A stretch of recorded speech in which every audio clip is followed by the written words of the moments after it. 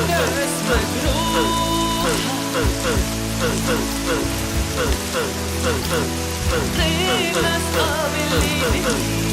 not because of race. Oh my God, that hurts. Dude, it's so fucking early. It is really early. I'm not even awake yet. Yeah. I spilled coffee on myself twice Yeah. because I'm not awake yet. This is brutal. All for you, motherfuckers. Yeah, seriously. All for all 6 of you, and 2 of you are probably bots. And I still appreciate you, Mr. Robot. Goddamn robots. Goddamn robots subscribing to my channel. This is a horrible way to start the podcast. It is a bad way, because now the robots are going to unsubscribe. I know. I don't mean to offend anybody who identifies as a robot. I think you're all equally valuable as robots. I don't got the juice right now. We'll get the juice. Let's just ramble until something happens. I have to fart. I'm so fucking sore right now. Because you got back at the gym. Yeah, Oh, I farted. I've been working out again. Because I'm you know proud what? of you. Being on camera has given me some pretty crippling body dysmorphia. Why are you saying that about yourself like it's not about me? No, it's about me. Like, I've always been just, like, really insecure about how skinny I am, you know? Sorry.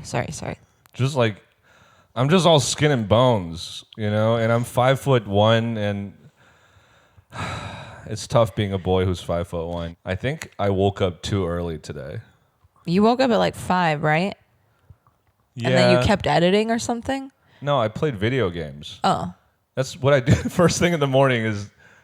That's like Hey, your morning ritual, is you to have all to play the video games. fucking Sigma grind set brothers out there, nothing beats playing video games first thing in the morning for your productivity. I swear to God. What I do is I wake up and I play 4 to 5 hours of video games, and then I'll Say which video game? Teamfight Tactics. Or I'll play Baldur's Gate, and that really gets me geared up for the rest of my day, which is mostly just also gaming. I don't have a job. You do, but like... No, but like my dad is a billionaire, and so I don't really have to work. And you know what? I don't even really have to work out. I'm gonna get on gear. Oh, gear. No, because I'm tiny.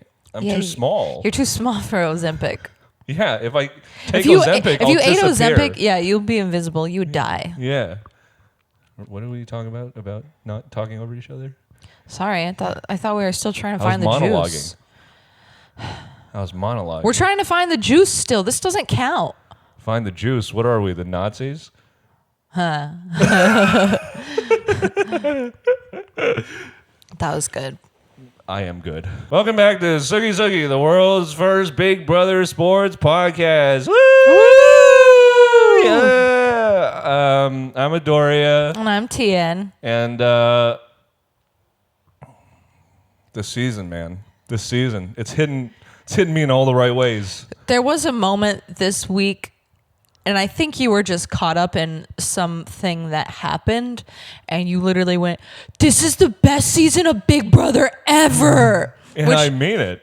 I thought that was an overreaction on your part, given that you've seen some of the greatest seasons of Big Brother ever. Yeah, I mean, obviously it's recency bias. Upon rethinking it, it's not the greatest season of Big Brother ever. It is, however, the most entertaining season of Big Brother I've seen, at least. It's the most entertaining one that they've had in the recent years, I feel like. I disagree. I think like it stands shoulder to shoulder with some of the best, most entertaining seasons. I think it's too hard to say that yet. I'm not going to form an opinion, I think, until the season is over, because, again, we're only, 2 weeks in? Yeah, we're 2 weeks in. We're 2 weeks in. She does Yelp reviews on her spare time. I just want you guys to know that. Shut the fuck up. Don't she tell writes people about that. reviews for businesses that she's never been to. Shh. But like good reviews. She's a bot. I literally am a bot. I wish I was a bot. Then I wouldn't have to work ever. Yeah, I think there's been a lot of twists and turns this week, and we have a lot to cover. So let's just fuck around for another hour before we do it. Can I say some more things? Yeah, say more things. Say all the things. Yeah, I think it's too early to decide if this season is as amazing as it's starting out to be. Mm-hmm. It's too early. We haven't seen enough gameplay. I mean, really, it's just like there's two big annoying targets for everybody in the house. When those two targets are out, that's when the game's going to get interesting because everybody's going to have to turn on each other. Right now, everybody's just like, oh, Lisa's annoying. Angela's crazy. And Angela's blowing up every 5 seconds. When those two people are out, everybody's going to have to turn on each other. And that's when the gameplay is going to get interesting. And that's how we're going to decide if this is actually a good season of Big Brother or not. Completely agree. But I think every Big Brother season has 3 components that I really look for. And A, it's strategic depth. That occupies about 40% of how good a Big Brother season is. And then the next one is entertainment value, which for me is around 50%. And then iconic moments is the last category for me. And that only occupies about 10%. So overall, I think this season scores very high in entertainment value. I give it a perfect 50 out of 50 so far in entertainment value. By the way, if at any point a white man walks in... He's our slave. He's our manservant. He's our manservant. No, he's our friend Alex, and he's staying with us. He breeds exotic dogs, and they're all inbred. And they all have a lifespan of 3 years. Wow, he's made it up to 3 years? Yeah. He's doing some experiments that So are... hit him up at Alex Holiday Dogs. Dogs with a Z. Yeah. He only breeds Belgian Malinois Chihuahua mixes. And he's got a great return rate. If you get your dog and it loses its hair within 30 days, he'll give you a new one. Yeah, he'll take the dog back, turn it into meat, sell it to us. Yeah. Sell it to us as in Chinese people. I can say that. And I can also say that because I'm also Chinese. We eat dogs. Anyway, this has already gone off the rails so hard. But we found the juice. I don't know if I found the juice yet. I feel very unjuiced. Sorry. No, I feel good. So let's go over. We have a lot to talk about. Yet again, every week has been just a roller coaster of events in the Big Brother house. There's a lot of people stirring the pot, a lot of people getting unjustified blame, Yeah. a lot of people melting down, a lot of people eating avocados alone. And by a lot, I just mean Angela. one bosom old lady. Where did we pick up this week? So Matt just got voted out. Only Yes. 3 people voted to keep him. Let's start from the eviction night. So to recap, in the last episode, we covered how Matt was voted out of the house. It was a 3-8 vote, the 3 being Mackenzie, Lisa, and Leah. Mm-hmm. And so, that was kind of a stunning first eviction because everybody had high hopes for this tall lad. I don't think anybody in the house had high hopes. I think that they were all like, let's get him out now. No, I meant like viewers, He seemed like, our first impressions was that he's going to go far. Our first impressions just based on the interviews, but based on the episodes that followed that in the first week of HOH and nominations, the way that he was handling himself, I was like, oh man. Oh, yeah. He's too emotional of a player, I think. Yeah, there's a lot of early red flags. Anyway, we've talked enough about Matty Boy. Matt, I love you. I did want him to kind of stay just to see how Angela would blow up because you knew she would have flipped her shit. Yeah, that would have been the story of the season had he stayed. But unfortunately, his pretty ass got pretty evicted.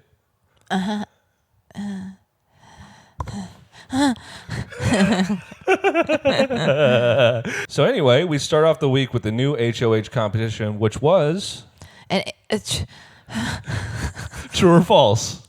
It was a game of true or false. And, there's not much to really talk about. It's a game that's been done to death in the Big Brother repertoire. And at the end of the day, it was a very female Yeah, in the end of it, we had Chelsea, we Leah. had T-Core, and we had Leah all Yeah. competing, which I was like, Queen of the Nudes. Queen of the Nudes. If any of these women win, I'm down with it. I'm okay with it. I like T-Core.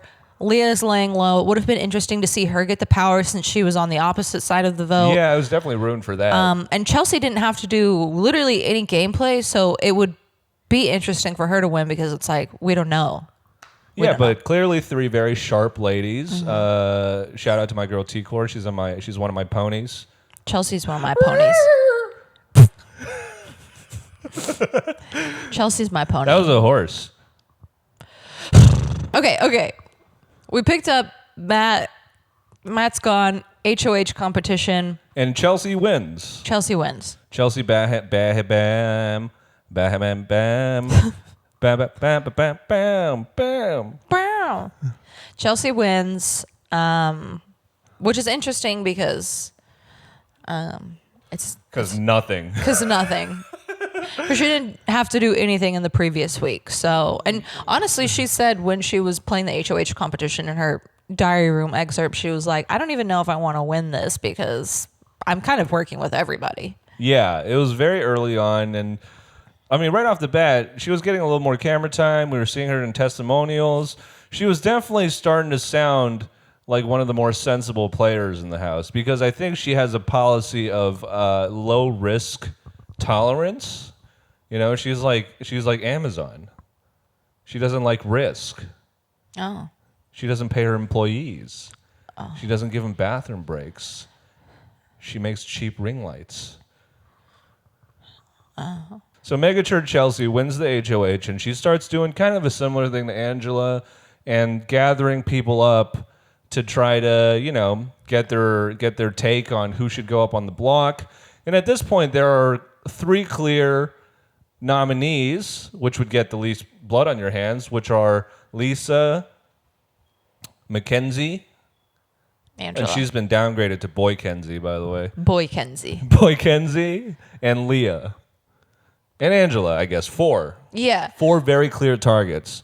It's a good week for her to be HOH because it's like no matter who she puts on the block, she's not getting blood on her hands because she's just putting up whoever the house wants. Angela, very obviously, because she's stirred up so much drama. Yeah. Lisa's just pissing everybody off and she doesn't even know it. I feel so bad for her. Yeah, she really does seem like just a nice, positive lady. And then everybody in the house is just very negative. Just a bunch of negative Nancys. They're just trying to dull her shine. Yeah, she's a magical You slay princess. Lisa. She's literally Sailor Moon. She's a magical goddess. Dude, it's like when Barbie goes to elementary school and all those kids are like, you're literally the patriarchy. Oh, yeah. You think she's Barbie in the Big Brother house? No, I think she's Ken. She's a little bit deluded. I am Ken. Anywhere else I'd be a 10. Do you feel like Ken sometimes? No. You feel like Barbie? You feel like the pregnant Barbie? Marge? I feel like, what's her name? Margot? Marge. I feel like... You feel like weird Barbie? I feel like Barney. Is it because you're wearing purple? Yeah. I know you know me. I'm gonna go outside and hump a tree. That's not the song. That's not the song. How dare you? Hey, that was stellar improv, though. It was good improv. It rhymed. So Chelsea wins the HOH, and since the beginning of the show, she's really bonded with a few people in the house, namely Cam and Cedric. Mm-hmm.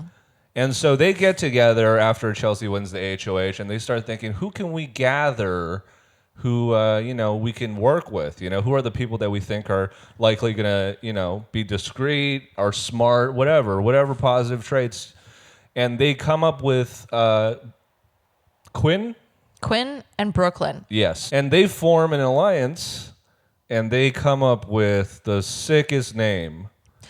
If this alliance actually makes it through and is like pretty cohesive till the end, it is the sickest name in Big Brother history, in my opinion. It's cooler than the fucking Brigade, cooler than the Moving Company, cooler than the Hitmen. The Pentagon. The Pentagon. Are you fucking kidding me? Yeah. Why has nobody thought of that yet? I don't know. It's sick as fuck. There's a lot of great unused names. Like,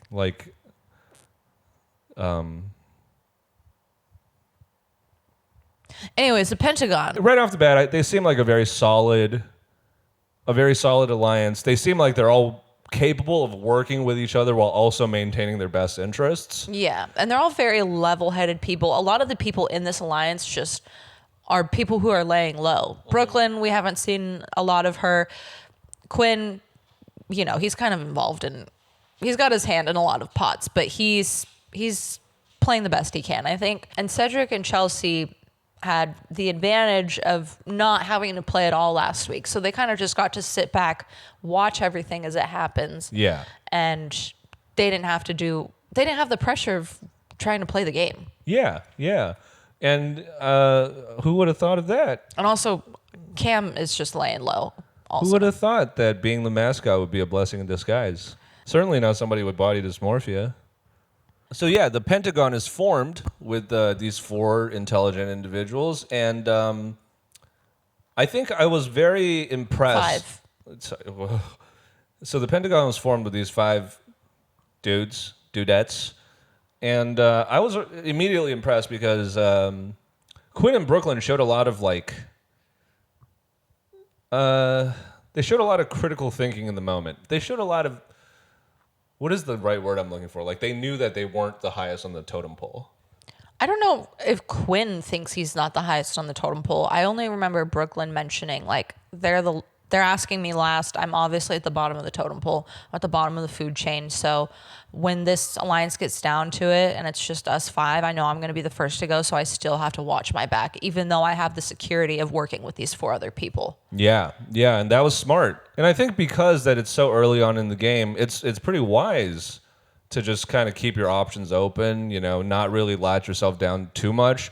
Don't say no to anything, but, you know, just make sure that you're not putting all your eggs in one basket. And Quinn didn't exactly say that he didn't trust these people, but he is holding some information back. He didn't reveal to them that he had the power. Yeah.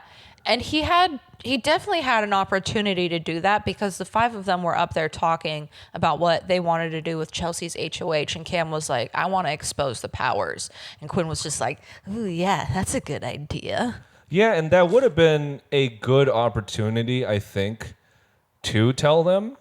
A, because it's like you told them at the first opportunity, like you just formed an alliance. That would be a good, like, housewarming gift for the Pentagon. Yeah, you're building Put a little trust. Potted Monstera plant in the corner of the national surveillance room, you know? Yes.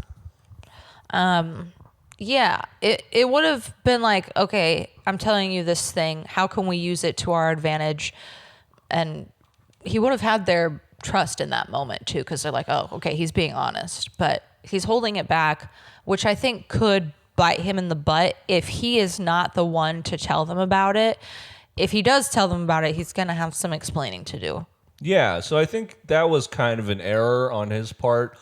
I also think that if he had revealed that he had the power, it would have been way easier to weed out who the other power was. Actually, that didn't even end up mattering because moments later, Boy Kenzie walks her dumb ass up. She's like, hey, Chelsea, I have a power. I have a power. So here's what it is. And you should absolutely put my ass on the block so I can't use it. Yeah, basically. I mean, dumb on her part. I understand what she's trying to do because she knows she's on the side of the house that doesn't have power. She doesn't know who her allies are. She literally only has Leah. Yeah. And Lisa at this point is telling everybody she voted Matt out. So she doesn't even know if she has Lisa. Yeah. But nobody else believes her, so it doesn't really matter. And nobody likes Lisa. Nobody likes Lisa. Nobody likes Lisa. I feel bad for Lisa. Should have done that into the mic. I got another one coming. Nice. Did you push that out of you? I think a little blood came out. Boy Kenzie reveals her power, which is dumb because then Chelsea is like, well, maybe I put her up. And she has to use it. Right, and understandably, she was trying to save her own ass. Yeah. But think about it for 2 seconds longer than you did, and you would realize that puts an even bigger target on your back. Yeah, also, how many people has she told at this point? Leah knows. Chelsea knows. Chelsea's alliance is going to know. Like, you don't really know who Chelsea's working with, so why tell her? Yeah. I mean, I just think that it's silly for anyone to reveal their power at this point. Yeah. You let the suspicion brew, There's going to be a couple of casualties because of the powers that don't deserve it. And let people's paranoia just, let people spiral, Yeah. I think of it as a life vest. Use it when you absolutely have to. If you want to use it later. If you want to tell people about it later. Yeah. Tell people about it in week 9 when people are starting to look at you as a floater or whatever, But don't just be throwing that shit out like bird feed. Yeah, I mean, she's literally. Can we be friends? Can you not put me up? And then Angela comes up to Chelsea's HOH room and she's just like, listen, you're going to do what you got to do. I know you're going to put me up. Let me be a shield for you. I will work with you. Whatever. Which, dude, she is the most yo-yoing player she goes back and forth from being like, oh my God, she's kind of doing a good job of fixing her situation to, we'll get to that later, but she kind of goes crazy again. Nobody's shocked by that, though. I mean, she's already... I seriously think she is bipolar, or she's manic, or something is wrong in there. Something's wrong. She's at war with herself, man. There's like a very smart Big Brother player, like on a computer in her head, and then there's just a fucking... a devil on the other side that's the everybody's coming for you. Yeah, just the Tasmanian devil from Looney Tunes. She's Split. Maybe she's the guy from Split. Yeah, it's so crazy how much he turns on a dime in the house. It's so scary. Do I say house kind of Canadian? Say it again. House. No. Okay. Say coffee dog. Coffee dog. All right. Coffee. Is that what you want? You fucking Californian fuck? Yeah. Coffee. Hey, let me get a matcha. That's better. Speak like us. No, it's coffee. It's dog. Say water. Water. I feel like at the beginning of our relationship, you would say water. Water?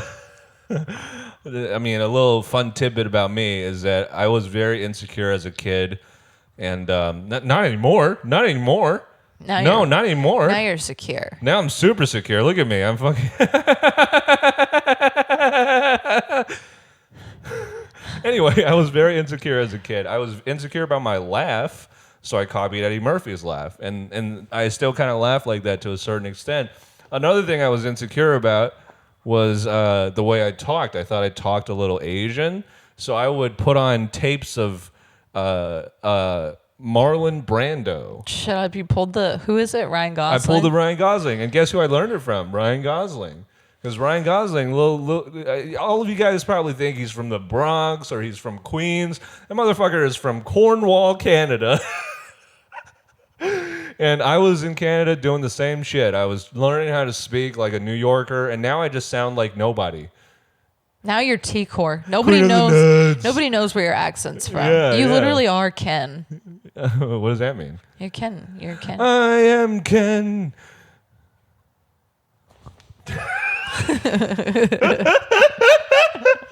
So we get to the nominations, and who does Chelsea put up? Chelsea puts up Angela because she's offered herself up. Lisa, because everyone still hates her for some reason. Yeah. And Kenny, because for whatever reason, people think of him as a threat.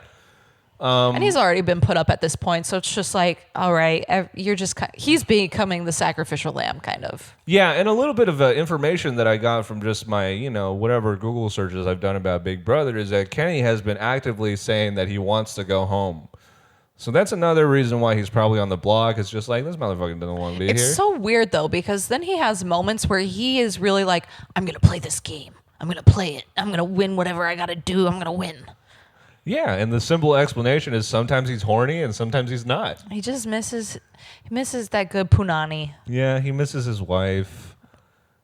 And don't do that. Don't let a woman control you, Kenneford. I'm not scared of ladies.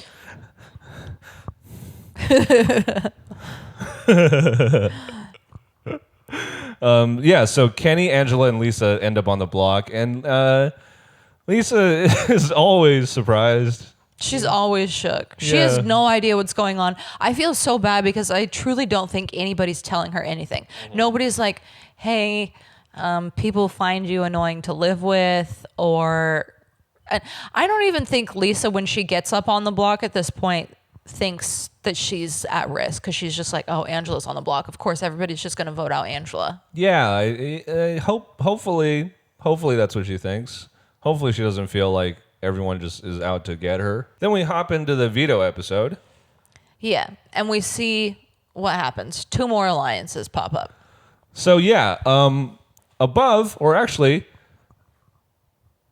to this side, you'll see a fun little statistic, or a fun little. So to this side, you'll see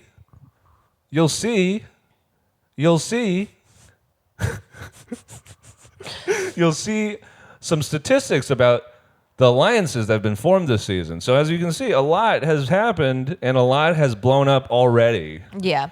I mean, this is normal, I think, for the Big Brother game, where people are just so quick to form alliances because they're just, oh my God, we're the first 4 in the house. That means something. We're going to be besties. And as you can see from here, Cam and Quinn are slutting themselves out. They are hoes. They're for the streets. They're for the streets for sure, They're dude. working with everybody. They So listen to Ice Spice on their spare time. they do. They're shaking their ass for the whole house. So the first alliance formed this episode is the Andersons. Andersons, which is a boy group. Boys only club. Boys only club, and that consists of Tucker, Cam, Quinn, and Chemo. And it seems like Chemo is starting to worm his way into a lot of people's good sides, you know? Yeah, I think he's got a good social game, and it makes people feel like, okay, I can trust him, I can work with him. It seems like him and Quinn are very close, because I remember when Matt was like, well, can you give me your vote? And Quinn was like, if you're against Chemo, I don't know, dude. Yeah. Runs in the family. We're lovable people. Aloha. Mahalo. Kumbaya. Sayonara.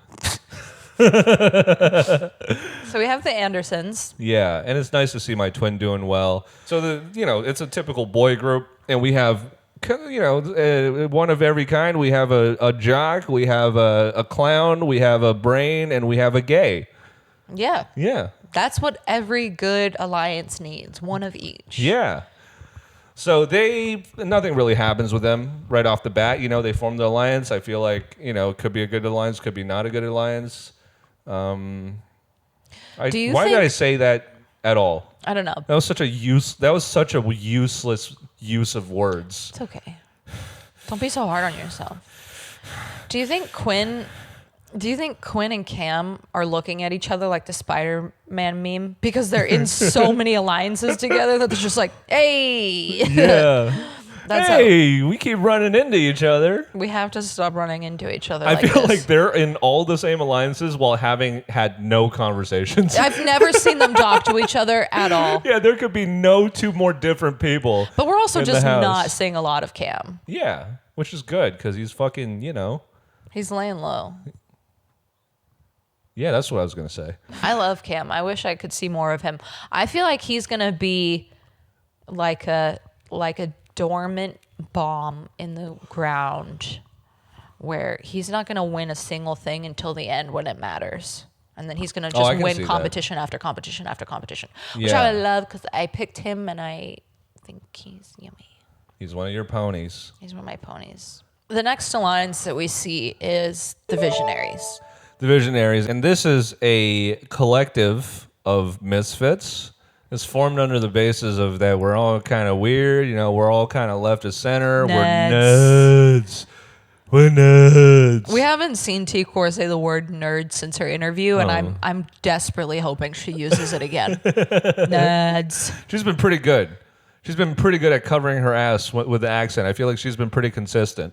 Really? I haven't heard her say an R the whole time. I heard her say some R's. On the live feeds. I don't know if you guys caught it. She says some hard R's. No, not like that. That's not what I meant. But yeah, so in this alliance is Chemo, Quinn, and T-Core, and they kind of have like a little handyman sidekick in Joseph. Yeah. Yeah. I don't think he's officially a part of the alliance, but they definitely like him. They definitely talk game with him. Yeah. He's kind of like, their partner in crime, but not officially a part of the alliance yet.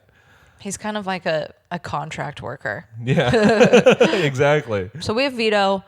Basically the exact same people that played Vito in the first week play Vito this week. We've got Brooklyn and Joseph who get picked again. We've got Angela, we've got Lisa, we've got Kenny, and then obviously Chelsea's didn't play Vito the week before, but she's playing this week. Yeah.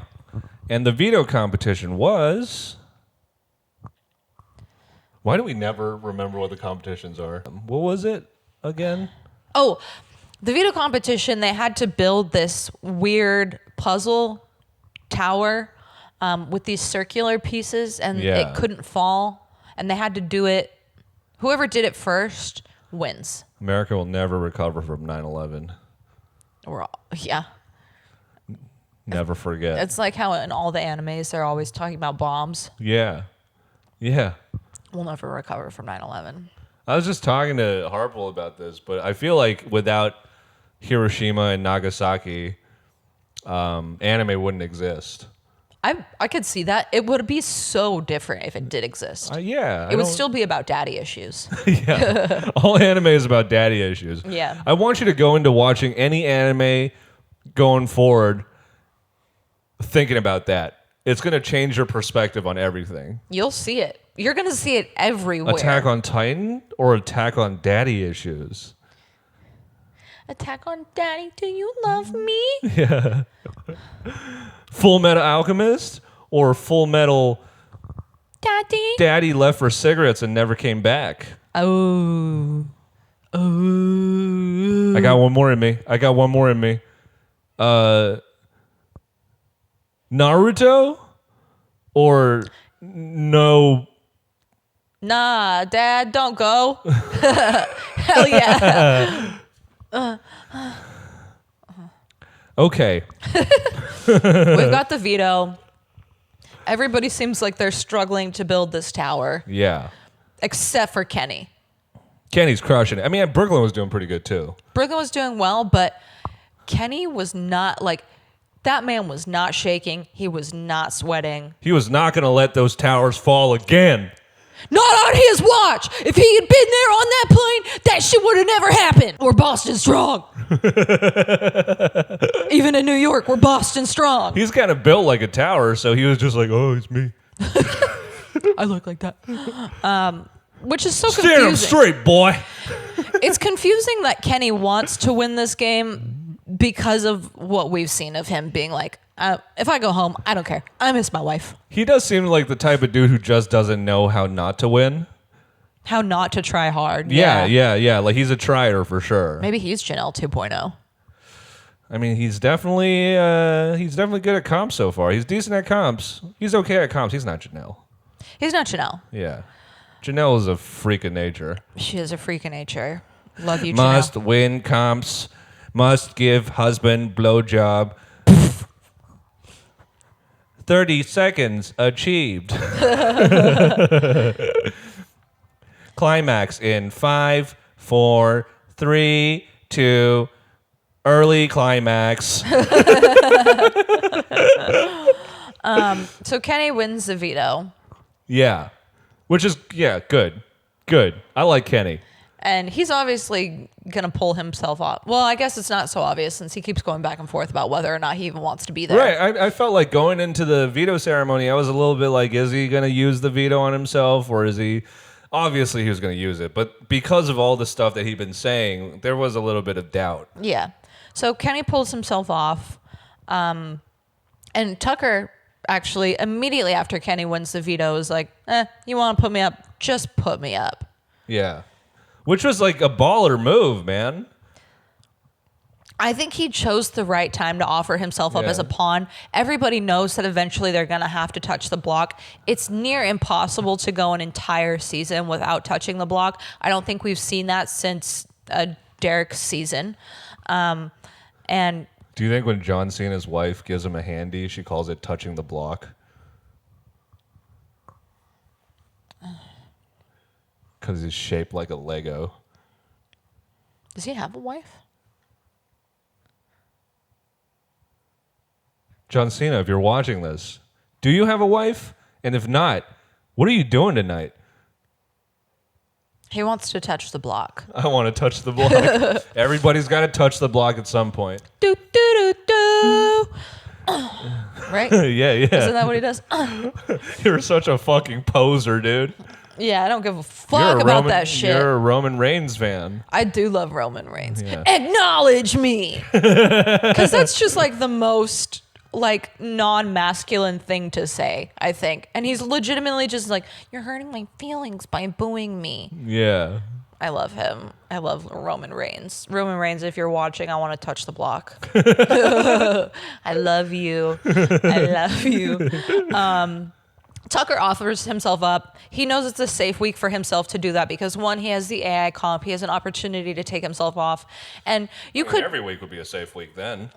Yeah, I mean, we're only 2 weeks into it. Yeah. And there's no better week to put yourself up than when you're on the block against Angela and Lisa, because one of those two is going home. No matter who you're, even if you don't win the AI comp and you're still sitting next to one of them, they're leaving.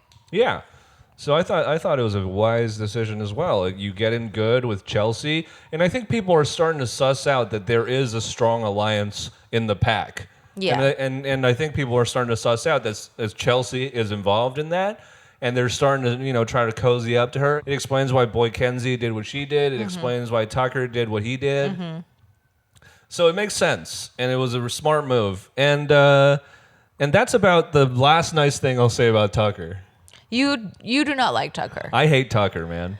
I regret ever comparing him to Jim Carrey, because Jim Carrey is... Honestly, Jim Carrey's an asshole, too. Yeah, I was going to say, what are you talking about? Jim Carrey is He is literally Jim the same. Carrey. Did we not both watch that freaking... Alrighty, then. You saw how he acted in that documentary. I do want Tucker to pull that out. Yeah. It would confirm what we're thinking. He fucking... Yeah, anyway.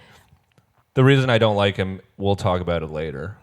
Okay, so Tucker offers himself up as a replacement. Kenny takes himself off. Tucker's the replacement. Chelsea does for a moment, though, consider... Because what happens? Mackenzie goes and tells Tucker about her power. Tucker immediately marches up to the HOH room and is like, you can still put me up, or you can flush out this power and put up Mackenzie. And so she does consider that for a moment. Yeah, and I almost feel like that diminishes the impact of him offering himself up. It does. Yeah. I guess he's going there under the perception that Chelsea doesn't know shit. Yeah, true. He's like, okay, here's a piece of information I can give the HOH. He does still say, like, you can still put me up, but here's another option you should think about. Little did he know, Boy Kenzie does not know how to keep her goddamn beautiful, sexy, delicious mouth shut. She's too tall for you. You're 5'1", baby. You're 5'1". And she's 6'4". She's 6'12". I told you not to call me baby. That's a trigger word for me. Little baby. You are to refer to me as Captain Big Man. Captain Big Man, yes, sir. He kind of sells Mackenzie out, but it didn't end up mattering too much. Because he's still the replacement nominee. Yeah, he is. So before we get to eviction night, there's a few critical things that happened before that really, I think, completely changed the outcome of the vote. So Tucker starts fancying himself as a little secret agent. He's out there, he's scoping things out, He's like, I trained with the FBI. He's literally the worst.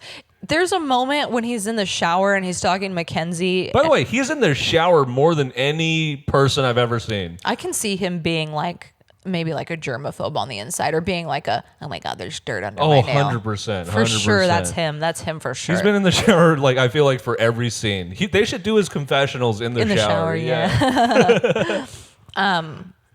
Yeah, Tucker basically corners Mackenzie while he's in the shower, and she's like outside. Maybe corner is not the right word, but he's yeah, dude, how menacing do you have to be? He starts asking her questions, and he's like, all you got to do is make people feel the pressure.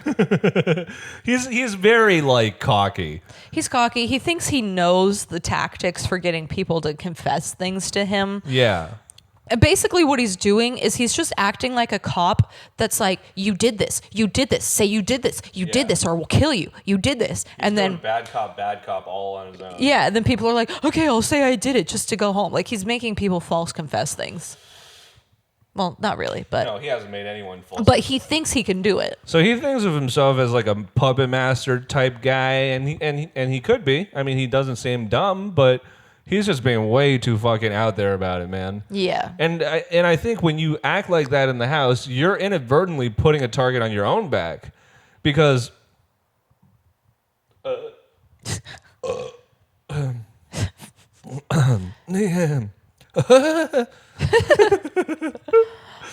because you're just playing too hard again.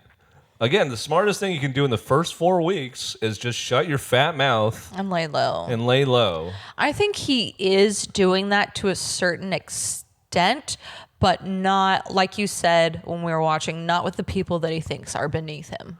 Yeah, but I think what you're doing, sure, you're potentially gathering allies by revealing information to them that they're not privy to, but also you're kind of putting it in people's heads that you're a little bit of a big mouth. Yeah. You're kind of just going around spreading rumors, especially when the rumors that you claim to be true aren't true. But nobody knows that except for two people. What are we Everybody talking knows about? That. Lisa and Quinn. No, nobody knows that Quinn has the power except for Angela. So basically, Tucker in his he's playing spy and he's going around the house, and he gets it in his head that Lisa has the power. Mm-hmm.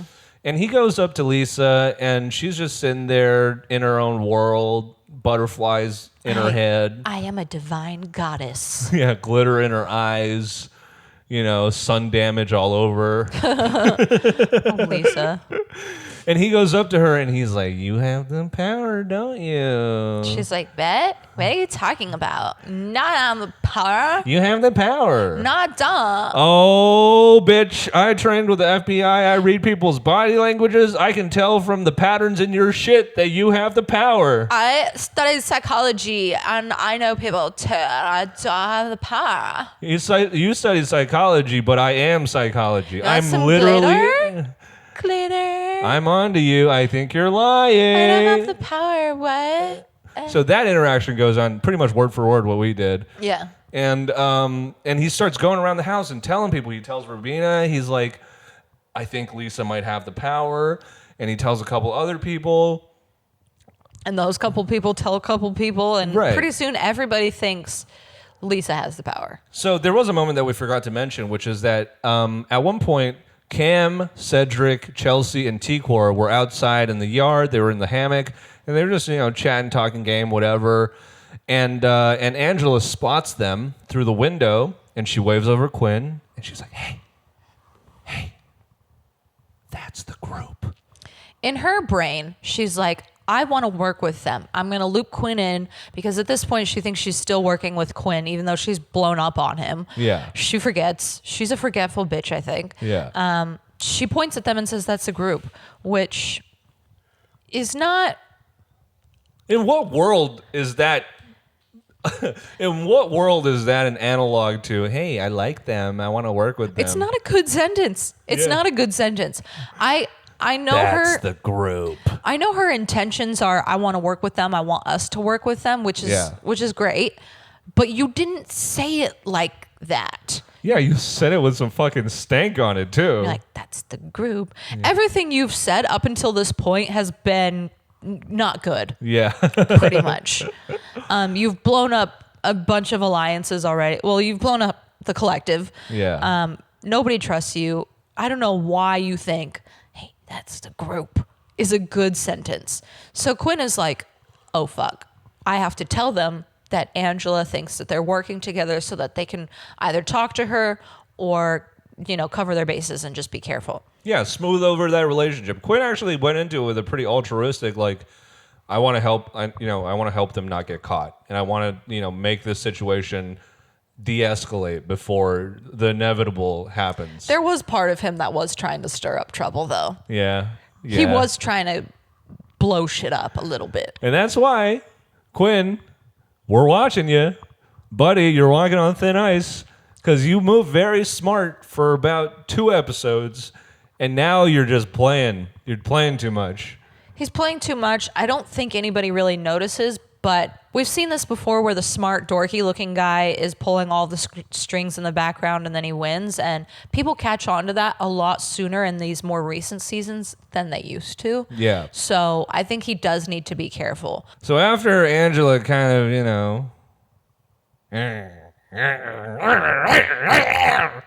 at Quinn a little bit, At least that's how he takes it. He goes over to T-Core and Cedric, tells him what's going on, and says, hey, she pulled me aside, and she was like, that's a group. That's a group. You guys should watch out, because that bitch is rabid. And so Cedric goes and tells Chelsea, and then Chelsea pulls Angela into the HOH room to ask her what the fuck that was about. And Angela clarifies in the moment that, what she meant by that was that she wanted to work with them. But she starts to spiral. She starts to break down because she's like, what? Yeah. You think I'm coming for you? Yeah, because the only person she had told was Quinn. Yeah. And she really thought Quinn was her fucking day one rock, man. She really thought that he was her son, her boyfriend, and her dog wrapped up into one. Yeah. And imagine being betrayed by your dog, son, boyfriend. That would break your heart. That would break your heart in 4 pieces. So Angela starts freaking out because she thinks, oh no, people are perceiving me the wrong way, which is she doesn't hate anything more than that. So she pulls Quinn aside into the bathroom to try to have a one-on-one conversation, which is the smart thing to do, is to just, clear it up together. But she's freaking out and she's like, what did you just do? They start going back and forth and he's like, what did you mean when you said that's the group? And then she's like, how come Cam and Cedric and T-Core and Chelsea know about this and they think I'm coming for them? T-Core's passing by at the exact moment, hears her name and is like, what is this? Yeah. And I feel bad for her because she's, clearly not having a good time in there, but goddamn are her blow-ups funny. They're so bad. They're so over the top and dramatic. Quinn, I just want you to know that you have broken my heart. She is so drama. She went Gone with the Wind on his ass. When will my husband return from war? Things just continue to escalate because Quinn is like, what did you mean when you said that? And she's like, when I said that's the group, that's not what I meant. And then T-Core is like, hey, when you say something like that and it's a group of black people all talking on the hammock, it could be perceived as this, which just sets her off further. She's like, oh, no. Put your phone down. Put your phone down. Don't film me. Stop filming me. Stop filming me. I'm going to die. She's trying to kill me. She goes full Karen and starts freaking out because she thinks T-Core is accusing her of racist.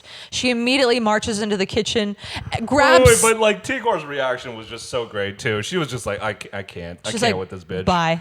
I can't mother you. All right, you're at wrong here. I'm not going to treat you like you're the victim. Yeah, she's like, you're not going to tell me that that's not how it could be perceived. Yeah. I'm telling you. And she's honestly kind of trying to help Angela out in that moment and being like, hey, that's not a good look. Yeah. Don't do that. Yeah. Watch, we're on TV, dumb bitch. Yeah. That's my pony. And Angela, unfortunately, Angela's my pony. Yeah. Angela flips the fuck out even more than she already was, marches to the kitchen, grabs Cedric by the shoulders and goes, Cedric, I'm not racist. I love you. I love T-Core. And he's like, poor Cedric is just like, there, white woman. Yeah. Yeah, that's exactly. I know you're not racist. I love you too. Calm down, bitch, damn. No one thinks you're racist. The whole time he's just like, I know, chill out. Yeah, and then, And Quinn is just in the diary room like... Did you say diarrhea room? You said diarrhea I room. said diary room. She said diarrhea room. Quinn's in the diarrhea room. Quinn's in the diary room. Okay. Quinn's in the diary room and he's like, was I trying to look out for them? Yes. Was I also hoping some drama would happen? Yes.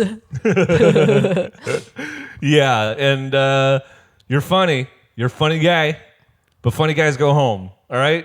And as one of my ponies, I need you to straighten up. I need you to get your shit in gear. Act right. I need you to, yeah, dude, eat right, sleep right. Get on that grind set. Yeah, get on that grind set. He's kind of on that grind set, but just like in a way where He's like, working hard, not smart. You know what I mean? Yeah. Yeah. Like, you know who has the most low econ game right now, but I don't see her going home for like weeks is Rubina. Yeah. Yeah. She's not doing goddamn shit. She doesn't have to. Yeah, she's probably just getting people pissed drunk at night. Yeah. And then like...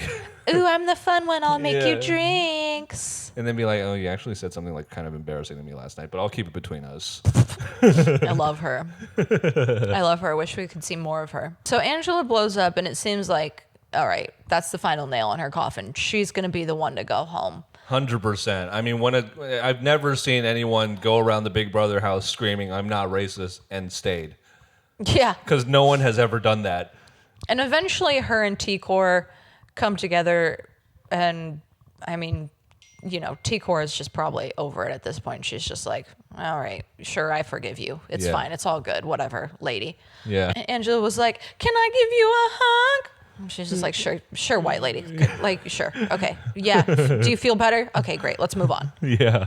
Are you good now? Are you good? Are you done? I know this is really hard for you. I know it's hard for you to be around a lot of black people. Because you don't have any in Utah. Yeah. She's Australian. She could be. Fuck if I know. Yeah, dude. So it seems like Angela's going to go. Yeah. She's definitely like, in the moment, I was like, she's donezo, man. She's cooked. She's fried. She's in the dirt. She's dead. She's dead, bro. Her Big Brother experience is over. Anybody who gets that reactionary about being called a racist is probably a racist, I think. Yeah. Call me a racist. You're racist. I love it. I love it. Say it again. You're racist?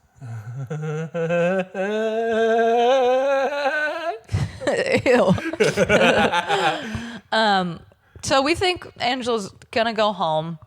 And I just scientifically proved that I'm not racist. Yes. So after this meltdown that Angela has with all the, you know, beautiful black people in the house, I think she knows that she's going home, and it causes her to act out further. yeah, And she starts to isolate, and she starts to talk to herself again. she eats avocados by the She ate an spoonful. avocado. Yeah, dude, she was eating an avocado with a spoon with the pit in the avocado. She wasn't even eating it though. She was just like sitting there. Yeah.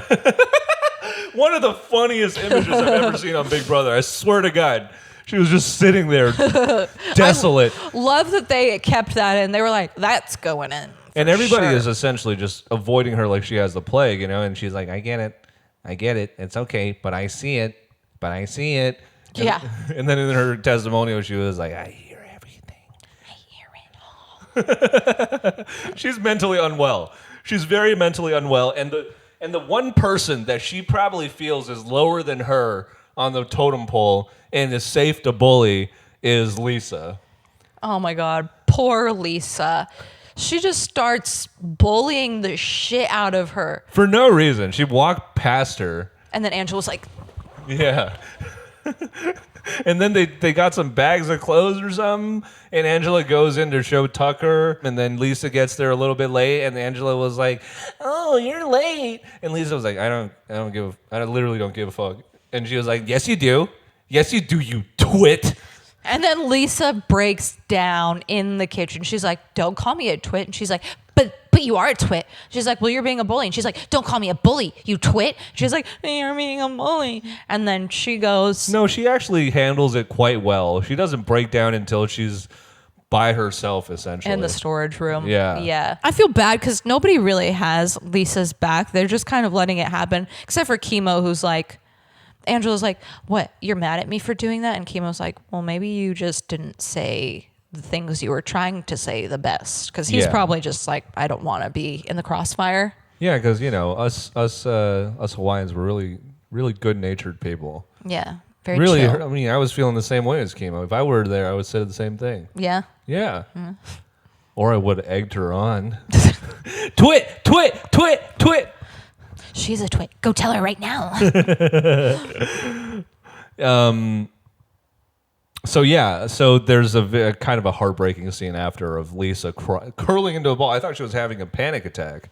She goes into the kitchen and she curls into a ball, and you know the other house guests are kind of consoling her half-heartedly because they don't really fuck with her like that. Yeah, I felt bad because like she started crouching down in the corner crying, and the people who were in the storage room were just like looking at her and not doing anything. Like they were like, what do we do for a few seconds? I think T-Core eventually comforted her. Or no, Mackenzie comforted her, I think. I think it was both of them.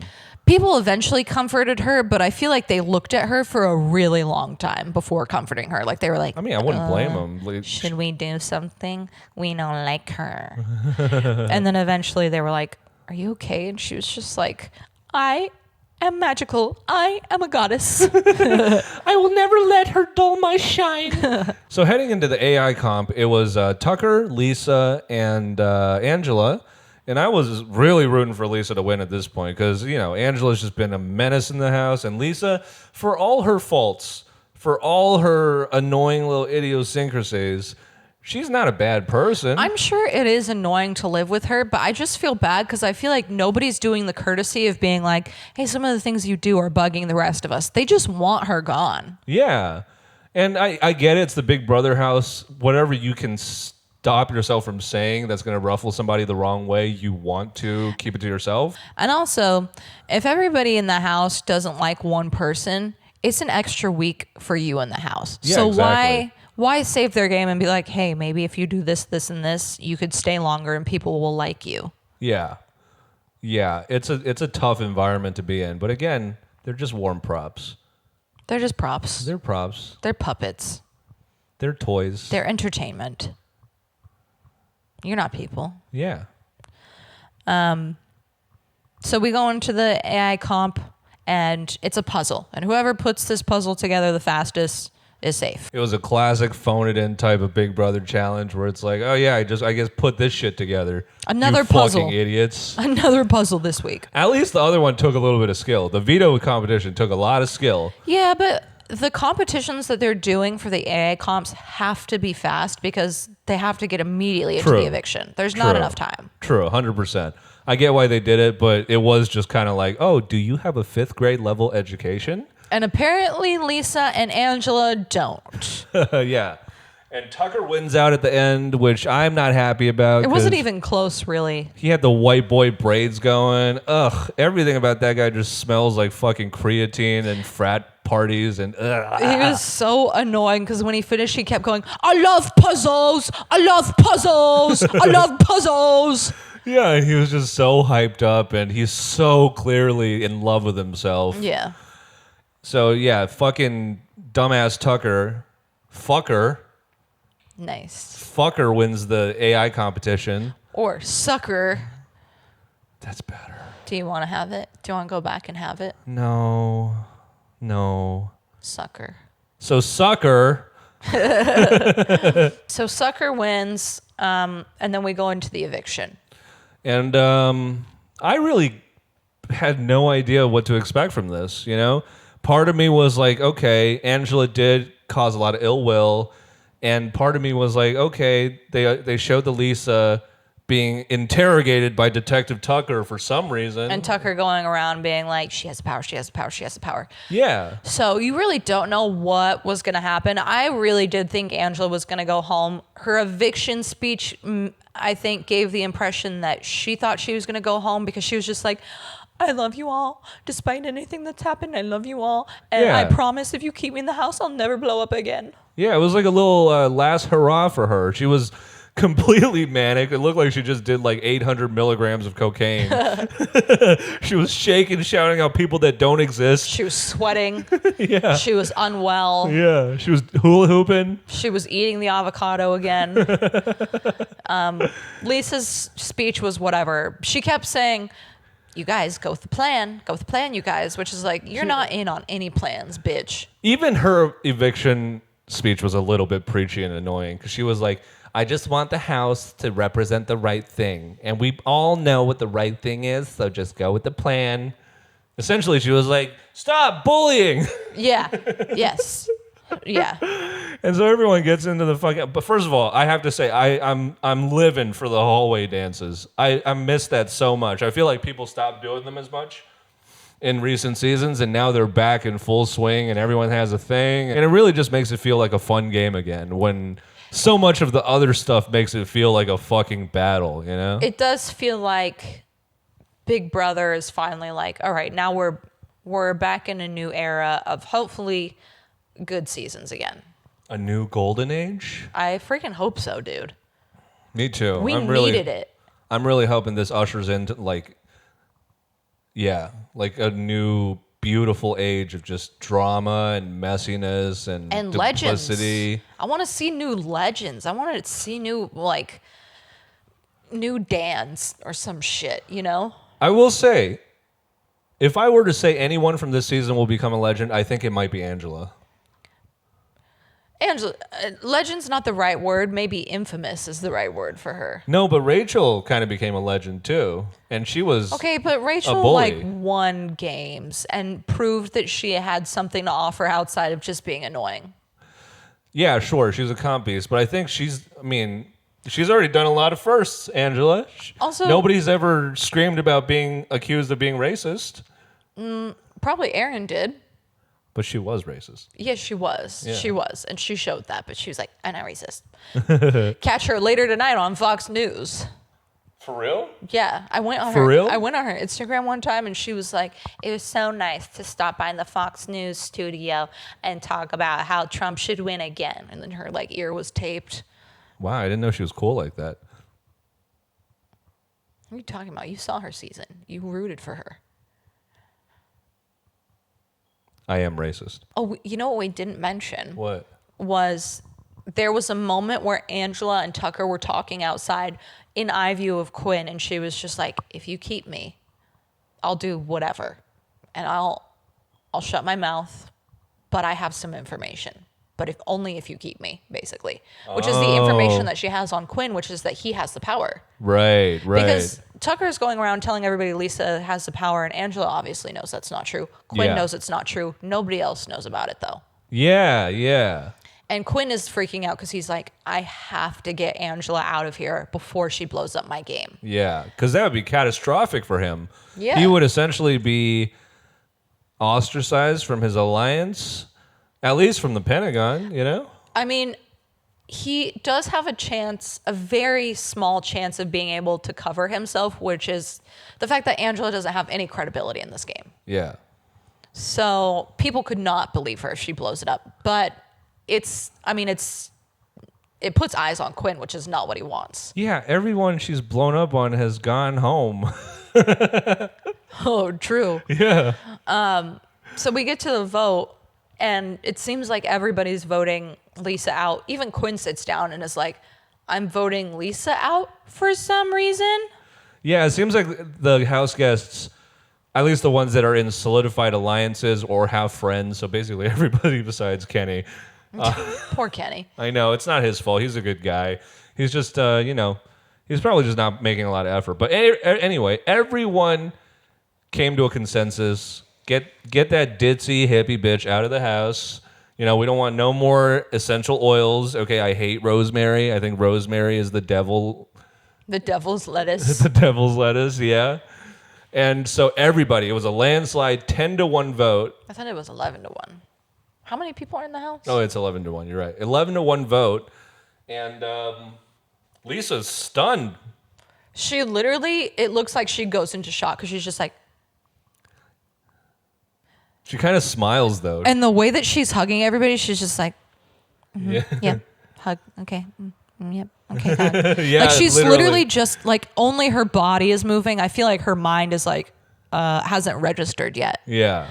And Angela's obviously freaking out because she thought she was leaving for sure, and she was like, "What?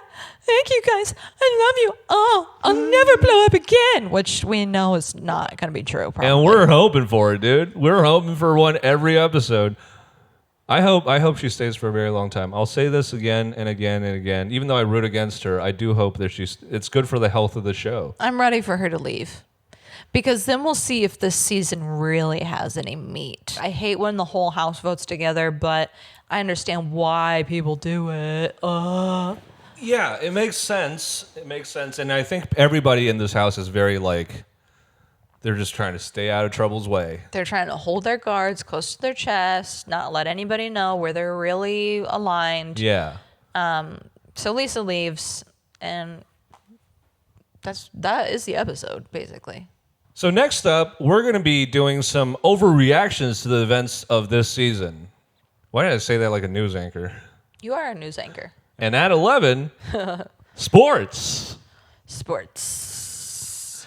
So overreactions, we're just going to be making some fucking crazy statements based on what we've seen this season. It's pretty self-explanatory, you fucking dummies. All right? Why do I have to explain myself every time? Just listen. You're too hard on them. You're going to be a weak piece of shit mom. You're going to be a scary dad. Yeah. Because I'm going to tickle them. All right. Our first overreaction is Angela's going to make it to the end of the game because she survived this week. Yeah, and the reason why we're saying this is because there's been a precedent set where if you're a giant target, sometimes people will be dumb enough to let you stay. I.e. Josh. Yeah. Big Brother 19. That guy won. People continued to leave him in the house because they were like, all right, he's the one stirring the drama. As long as he's causing the drama, nobody can see what I'm doing. If Angela wins, I'm going to kidnap Julie Chen Moonves and put her in a pretty little box, and then I'm just going to look at her. And I'm going to be like, Julie, come here. Julie Chen, your aunt. Yeah, my aunt. That is our first overreaction. Our second overreaction is that Quinn is going home next. He could. He absolutely could. And we say this because he's been running his goddamn mouth all over the house. And this week we saw the first consequences of it. He got caught running around, slutting it up. I think the fact that Angela has made it in the house another week, it's another week that he is at risk. Oh, 100%.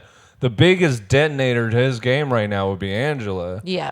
He's fucked. She could blow at any minute, and you don't know when, you don't know where, you don't know how or why. Yeah. You just know that she's about to blow. And remember, see something, say something.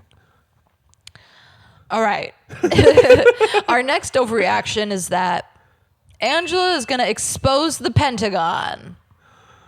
I mean, that doesn't even really feel that overreactive. I feel like she's very liable to blow up on anybody. Anybody that she sees sitting together in a group, she assumes they're working together and against her. I mean, to be fair, she's been right about everything. I mean, Cam, T-Core, Cedric, and Chelsea are not in an official alliance, but they were all just like, we have each other's back for a higher purpose, Right. which is nice, but they're not specifically all working together. Well, except for 3 of them minus T-Core. So Angela's a lady who's, prone to bouts of paranoia, and if you're not with her, she's going to think that you're against her. So I don't think that's too crazy to say that she might blow up the Pentagon. The Pentagon specifically. What is she, fucking Al-Qaeda? Our next overreaction is Brooklyn will be the next to succumb to paranoia. And we're basing this off of the fact that she already thinks she's low on the totem pole. So I think the more that you think about it, the more you're prone to spiral. Yeah. And we just want something to happen with her, man. She's so fucking boring. We want her to do something, She's boring. I think she has the potential to be a good player because I think she sees a lot and she's holding a lot in, but I don't know. I think the pageant skill set transfers over well to the Big Brother house. Because she's essentially just like, I am, I'll say whatever that will get me further. World peace. And world hunger. Our next overreaction is that Kenny's going to self-evict. Maybe by the time this episode comes out, that won't even be an overreaction. That might just be true. Oh my God. He just misses his wife and all of his stepkids. And, there's nothing wrong with wanting to see your family, okay? That environment is fucked up. I wouldn't be able to last 2 days in the Big Brother house because I need to play video games at least 19 hours a day. 27 hours a day. Yeah, I need to play video games 50 hours a day. Yeah. I have a hyperbolic time chamber that I get into and I play phone games. You play Connections. Yeah, you got games on your phone? And crossword puzzles. Yeah. New York Times, if you're watching, we're open. That'd be fucking sick if we got a New York Times subscription. Sponsorship. Oh, then that'd be even sicker. It would be cool if we got a sponsorship and they made us the answer to a clue. Hey, all 51 of you guys watching this, you guys got to campaign hard for us to start getting some shit. Yeah, get us stuff, man. We need more stuff. We're doing this to get stuff, not because we actually like Big Brother. We want things. Things for free. We have nothing. Our next overreaction is Chemo is going to get dehydrated from crying. Which could happen. That's it. No, nothing else to say about that. Based on the amount of times he's already cried. Yeah. I mean, if they were to make a business out of bottling tears from the contestants, Chemo would be the golden goose. He'd be their freaking cow. Quack, quack. All right. Our next overreaction is that Chelsea and Chemo are going to form a final two. And we're kind of basing this off of the fact that they've had probably the most personal and deep talk in the house so far. In the previous week, there was a moment where Chemo and Chelsea both kind of bonded over their shared experience of growing up in the church, and Chemo got into his dad passing and how, his dad felt about him being gay. And well, his dad didn't know that he was gay. Oh, yeah, that's right. He passed before he could come out, but they both bonded over... not that Chelsea's gay, but she has a gay brother. Yeah. And they were both raised in the church, so she kind of bonded with Chemo over that, and they had a very heartwarming discussion, and it was beautiful. And I'm honestly rooting for it. I don't see it happening mainly because Chelsea is so close with Cedric, Cam, and T-Core, and Chemo is obviously more closely aligned with Quinn, I think. Well, he's also aligned with T-Core. But they kind of definitely have their own groups that they're already pretty loyal to, I think. Yeah, absolutely.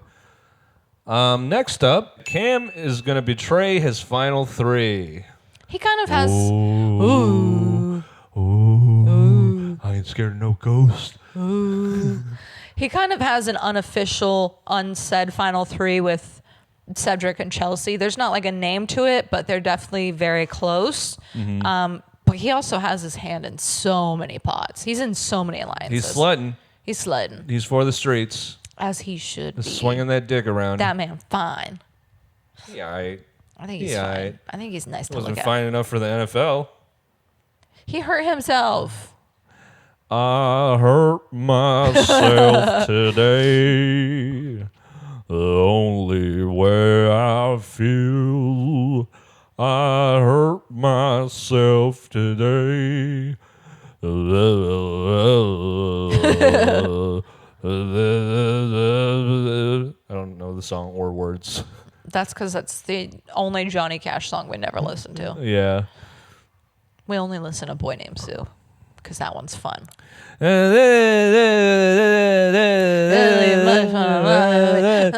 Guitar empty bottle of booze before he left. My whole life through. If I'm gonna have a boy, I'm gonna name him Bill or George, anything but Sue.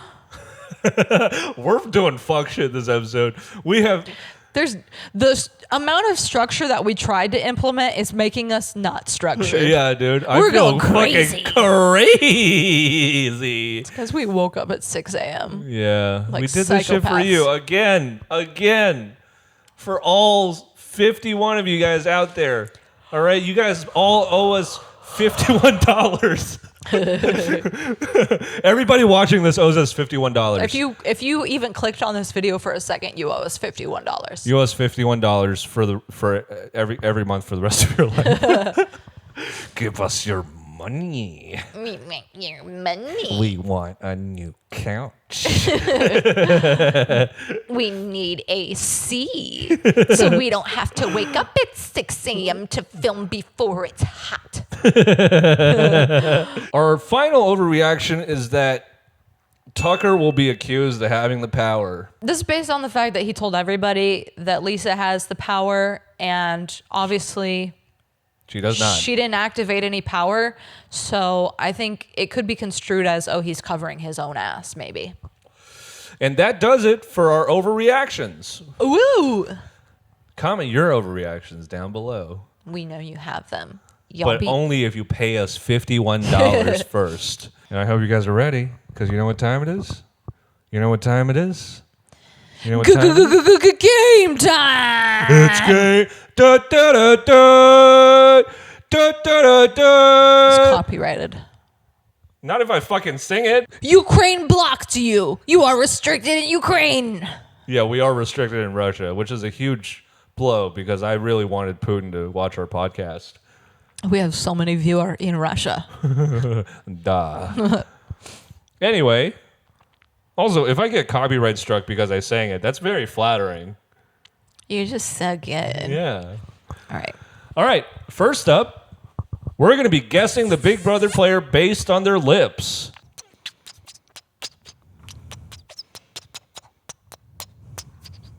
First up, we have this fucking mouth.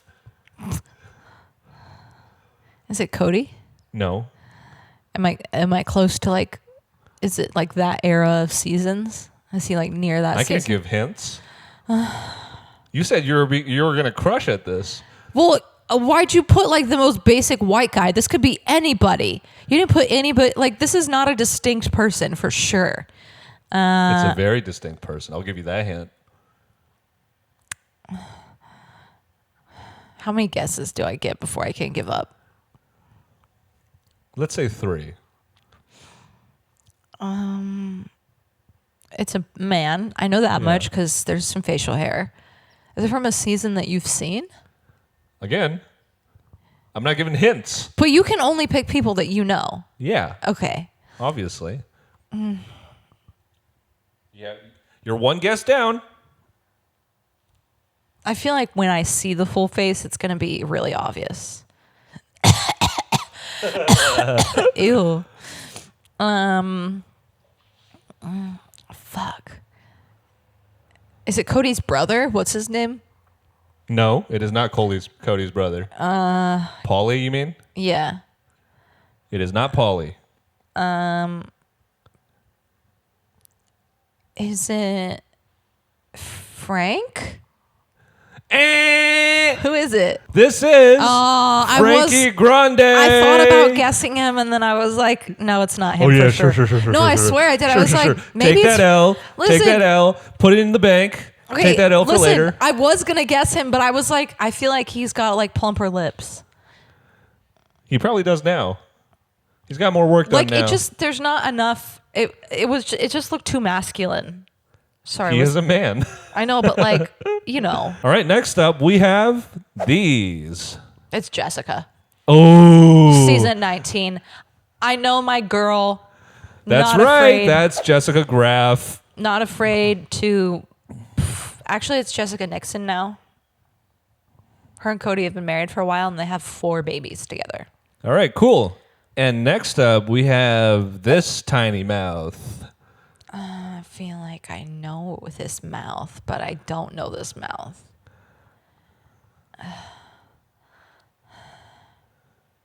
Who the fuck is that? You claim to be a mouth knower? Time to start knowing. What are you trying to do? Look inside her mouth? I'm trying to like see this part. Fuck, who the fuck is that? She looks like a girly girl. I'll give you a hint. She is definitely not a girly girl. She looks like she got colored hair. I wish I could see more of her teeth because I feel like people have distinct teeth. Getting warmer. Can I ask a question? Just guess. I know. She's not a girly girl. She's got like girly looking lips though. Yeah, she is a girl, but nobody would qualify her as a girly girl. Who's got colored hair in the Big Brother house? Let me think. Okay, it's not Rachel. Because Rachel. Is that a guess? I'll guess Rachel just to get it out of the way. Nope, Okay. not Rachel Riley. I think Rachel's got longer lips. Longer lips? Like she just has like a bigger mouth, you know?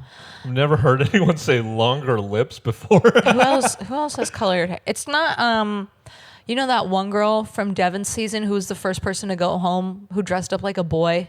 I don't remember her name. She had short hair. She was on Frankie's season. No, it was not her. Okay, well, that's the second guess. There's only one other person that I can think of that has colored hair in the Big Brother house that you're saying is not a girly girl. Is it Nokomis? Oh, and she clutched it. It is Nokomis. All right. She's got a nice face. Yeah. And next up, we have these biters. He looks like somebody who got kicked off early for bad behavior. Like he looks like he got pushed out by production. I can neither confirm nor deny that. Is it Boogie? And it is not Mike Boogie. Is it that guy that Jeff, what was his name? Is it Russell? It is not Russell. Guys are hard. I will tell you this right now. You're not even fucking in the same ballpark. Guys are hard because they all Hell yeah, they are. look alike. Hell yeah, they are. Especially me. Okay, I already have two guesses. Fuck. Fucking fuck. Who the fuck is this?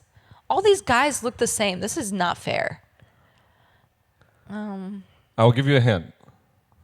When we were watching the season, I compared him to Christian Bale. Not gonna be anybody. You're constantly comparing people to Christian Bale. It's at top of mind all the time. Oh, that really doesn't help at all. He's so scary looking, whoever he is. He's got scary looking teeth. Hope he got his teeth done. Based on what you're saying right now, you're going to be very surprised who he is. Why is he somebody that I was like, he's hot? I can't say anything. Back. Is it, he looks old-ish. Like he looks like middle-aged. I mean, at least his teeth are white, aside from the fact that they're... Oh! Is it Reagan? Oh, and she clutched it again! Buzzer beater! Yes! All right, sorry, Reagan. All right, next up, we have these plump kissers. I think I know exactly who this is. Who is it? Is it Evil Dick? No. Fuck. Really? She thought she knew something. I thought I knew something. Is it Jeff Schroeder? Swing and a miss. Fuck. Third strike and you're out. Oh my god. Oh, fuck like me, anybody. But little does everyone know, she's a late game monster. Can she do it yet again? Probably not. Actually, there's too many men who look like this. The men are the hardest. Hell yeah, they are. Hell yeah, they are. There's so many people in my brain that I think this could be. Time's running out. Is it Brandon? And Who is it? this is Enzo. Oh my god, fuck. He was one of the names swirling around my brain. Of course. And next up, we have a guy who doesn't know how to smile. It's James. Okay. It's James for sure. That was kind of a layup for you. That's not bad. 4 out of 6. I think you did pretty good. You want to bump mics? Bump. And next up, we're doing a build-a Ooh. player. So essentially how this game works is that we're going to be choosing individual attributes from past or present Big Brother contestants, and we're going to be building a player of a certain specification. So the attributes we're going to be picking from are brain, social game, voice, endurance, and X Factor, which could just mean any extra sauce you want to toss on it. So this time, we're going to be trying to build the most annoying Big Brother player. And boy, is there a lot to choose from. And I got to pick first last time, so you go ahead, and we're going to be doing this snake draft style. So it means me, her, me, her, me, her, me. Start dancing. I think they get Me, it. her, me, her, me, her, me. All right. For my first pick, for voice, I'm going to go with the one and only Rachel Riley. So obvious. I mean, come on. If I don't pick her, banging. if I don't pick her, you're going to pick her. Yeah, duh. I want to win. I'm Bagas. Nobody comes between me and my man. Grab a life vest, flowers. It's so fucking annoying. All right, that's a good pick, I guess. I guess that's a good pick. All right, you took voice, so I don't have to take voice. I am going to pick Evil Dick for X Factor.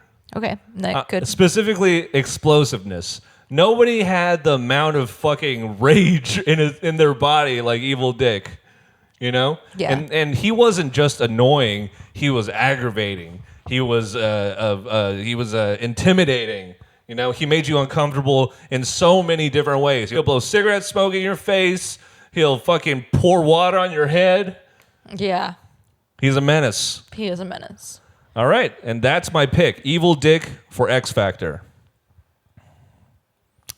And for endurance, I am going to pick Jen, his arch nemesis. That's a good pick. That's a good pick. Yeah. She was the most resilient Delulu, just like, what did you say? I don't even care. I'm just here for a good time. Yeah, I'm just here for a good experience. I'm positive. You're not positive. You're negative. Boo-hoo on you. You know? And she just weathered the storm for most of it until, you know, Evil Dick blew smoke in her face. But she was headstrong and just fucking dull as a rock. Yeah. A member of Jensa. I love Jen. I want to be a member of Jensa. I wish they would bring Jen back just for funsies. I think that would be great. She would never say yes. She'd never do it again. She'd be like, I already experienced it. What else do you have to offer me? I gotta go. I'm gonna be late for my Jensen meeting. All right. For my next pick, for social, I'm gonna pick Yvette. Cappy. You know, she's a loyal bitch. She's a loyal bitch. The people who love her, even though she's annoying, they love her. That's all I got to say about Yvette. You think it's a bad pick or you wanted to pick her? Go fuck yourself. I got her. For X Factor, I'm going to pick Raven. That bitch Delulu. And she'll also do whatever she's told to do. Were you going to pick her too? Yeah, she's annoying. She's crazy. I got her. Go fuck yourself again. What'd you do? Look up a list of 10 most annoying Big Brother players? Maybe.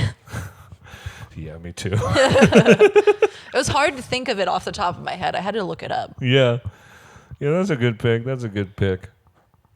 So I have X Factor and I have endurance. All right. For brain, I'm going to choose Matt Hoffman. This guy doesn't know what the fuck is going on, dude. Which one's Matt again? Is that the guy that said he was in Mensa? Yeah. Oh, God. Yeah.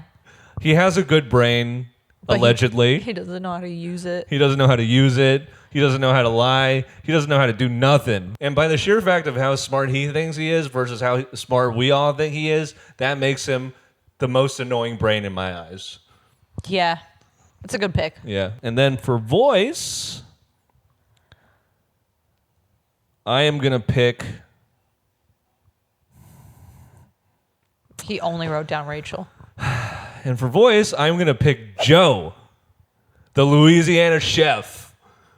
Oh, yeah. Yeah, this motherfucker did not drop below 50 decibels the entire show. He was loud all the time. He was loud. He spit. He was annoying. He was abrasive. Who else was on his season? He was on the coaches season. Oh, Yeah. He was on season 14, and he was in Janelle's team. yeah. And yeah, I could think of no better choice for voice than Joe. Except for Rachel, but I already got her. I still have endurance and mind. For mind, I'm going to go with my boy Paul. Because he's annoying, but he's a smart player. He knows how to control everybody. Or at least he did as much in his seasons. His mind's the most annoying because he thinks he's the best. Yeah. And he constantly just refers to himself as the puppet master. Yeah. And he thinks he's running the shit.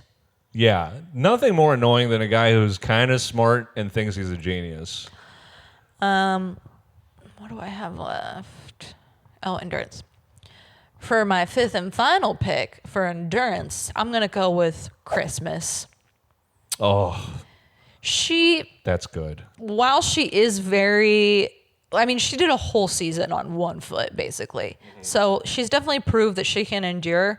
And she's just truly a different version of a Karen, I think. I think she's so annoying. Yeah. I don't even have to say why. I think the general consensus online is that she's problematic and annoying. Also, that bitch crazy. Yeah. It's hard not to be crazy when you're on 30 milligrams of Tren. She's on anabolic steroids. No wonder she can perform on a broken foot. That's your best pull, I think. Yeah. That's a good pull. All right. My final category is social, and for social, I am going to pick Frankie Grande. He's a duplicitous little rat. All right, he's befriending everybody. Oh no, you're so pretty. All over the place, and it blew up in his face, and then he was able to save himself. He's a fucking oily, sneaky man. He's giving Kendall from Love Island. 100%. And he was also very charming, but charming in a way that I find annoying because it's just so fake. All of the viewers, I think, found it annoying because for a long time in his season, it did seem like he was pulling the strings, even though we knew it was Derek. But like him winning that competition by himself and then turning everything around on Nicole to get Nicole out was it was devastating to me because Nicole was obviously my favorite that season. But yeah, fuck. He's a great player. Shout out to Frankie. He's awesome. I mean, he had one of the most iconic moments, in my opinion, on Big Brother. But he is an annoying fucker. I can't handle fake people because I'm real. You real. So for my picks, I've got Paul for mind, Yvette for social, Rachel for voice, Christmas for endurance, and Raven for X Factor. Picture what your player would look like. Scary. Yeah, that's a scary motherfucker. A redheaded, like... half Middle Eastern bearded woman going, Cappy, grab a life vest floaters. And she's ripped as fuck. She's got like the biggest biceps ever. Yeah. I'm ripped as fuck, but I also have 12 different diseases and I could die next year. Cappy. Oh my God, I'm getting a migraine just listening to you. She's got dead eyes. There's nothing going on. Her eyes are just black. And for my player, he's got the mind of Matt Hoffman. He's got the voice of Joe. He's got the social game of Frankie Grande. He's got the endurance of Jen, and he's got the X Factor of Evil Dick. That's a fun player. My player's gonna fight himself. Stop smoking! Stop it! That looks like it hurts. Are you okay? Yeah, I'm good. I didn't hit myself that hard. Yeah, don't kill your last brain cell. I got a hard head. And yeah, that was fun. That was a fun game. We love fun games, and I think that does it for the episode. Thank you all for watching. We're out of here, you crazy kids.